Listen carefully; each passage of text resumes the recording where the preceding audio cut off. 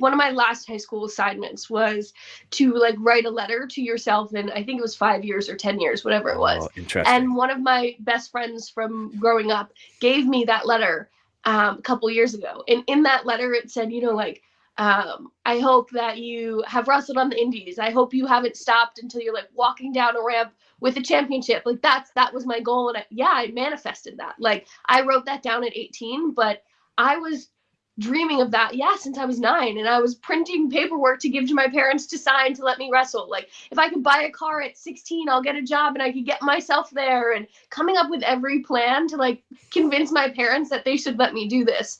And it wasn't until I was 18 and I just actually drove a different way to college that day, where I saw a sign that said like live pro wrestling the first Friday of every month.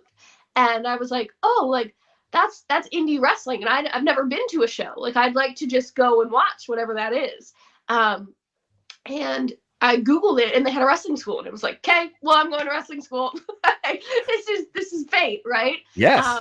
But yeah, I wrote all those things down, and I said like, that's my vision. I'm going to achieve that, and if I'm not there in 5 or 10 years, then I need to keep going because that's where I want to be.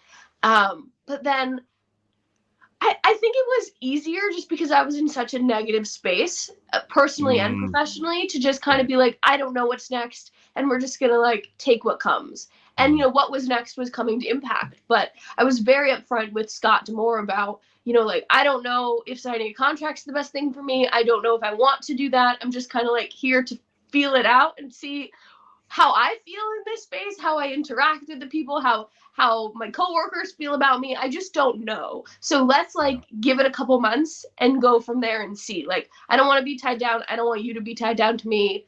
I just want to like let go and see where I end up. And obviously that was the best thing I've ever done for myself, was to just like let that relationship form naturally and not feel pressure.